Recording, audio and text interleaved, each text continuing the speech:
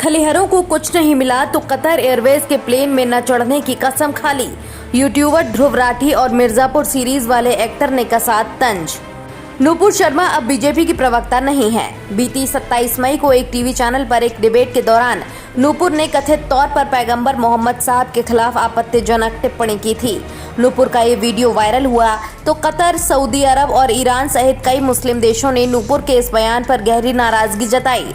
इसके बाद बीजेपी ने नूपुर शर्मा को सस्पेंड कर दिया। नूपुर ने अपने बयान को लेकर माफी मांगी, लेकिन कतर ने पूरे मामले पर भारत सरकार से माफी मांगने को कह दिया।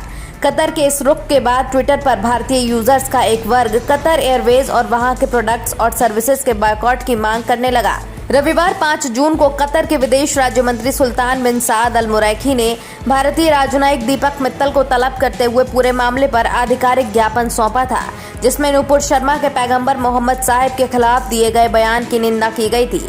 जवाब में दीपक मित्तल की तरफ से कहा गया कि किसी व्यक्ति विशेष या पार्टी के प्रवक्ताओं का बयान भारत सरकार के विचार को नहीं दर्शाता। भारत सरकार संविधान के मूल्यों पर चलती है। भारत एकता में विश्वास रखता है। ये भी बताया गया कि अपमानजनक टिप्पणी करने वालों के खिलाफ सख्त एक्शन लिया गया है। कतर की तरफ से नूपुर शर्मा और दिल्ली बीजेपी नेता नवीन कुमार जिंदल को हटाए जाने के फैसले का स्वागत किया गया, लेकिन साथ ही ये मांग भी की गई कि भारत सरकार इस बयान की आलोचना करे और माफी मांगे।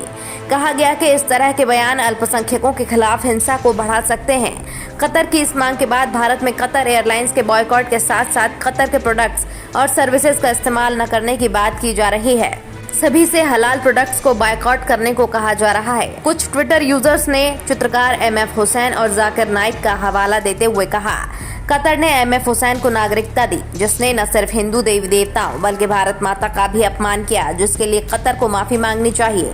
प्रीतिदास नाम की एक यूजर ने लिखा, सऊदी अरब और कतर आईएसआईएस को फंड करते हैं। एमएफ हुसैन को नागरिकता देने वाले कतर को माफी मांगनी चाहिए। ट्विटर पर ऐसे यूजर्स की फहरिस्त लंबी है, जिन्होंने अलग अलग तर्कों के साथ भारत से माफी की मांग करने पर कतर की मुखालफत की और उसको बॉयकॉट करने को कहा है। लेकिन सबके बीच ध्यान देने वाली बात यह है कि जिस hashtag boycott Qatar Airways hashtag को सभी ट्रेंड कर रहे हैं, उसमें बॉयकॉट की स्पेलिंग तक गलत है। वहीं मशहूर यूट्यूबर ध्रुव राठी और मिर्जापुर वेब सीरीज के एक्टर दिव्येंदु ने भी इस पर प्रतिक्रिया दी है। यूट्यूबर ध्रुव राठी ने ट्वीट करके लिखा, अरब जैसे देशों का बहिष्कार करो क्योंकि उन्होंने हमारे देश की राजनीतिक पार्टी को शर्मिंदा किया। अमेरिका और यूरोप मुल्कों का भी बहिष्कार करो क्योंकि वहां की संस्थाओं ने भारत को बहुत खराब रैंक दी है। चाइना और पाकिस्तान का बहिष्कार तो चलते ही रहना है। भारतीय कंपनियों का भी बहिष्कार करो क्योंकि वो सेक्युलर एड्स दिखाते हैं। बच्चा कौन भाई। वहीं मशहूर बॉलीवुड एक्टर दिव्येंदु ने ट्वीट करके लिखा, एक होती है बेइज्जती और एक होती है बहुत ज्यादा बेइज्जती, हमने वो करा ली। आपकी क्या राय है इस खबर को देखने के बाद हमें कमेंट बॉक्स में जरूर बताएं। साथ ही हमारे चैनल को सब्सक्राइब करें और बेल आइकन जरूर दबाएं, जिससे हर खबर की अपडेट आप तक पहुंचे।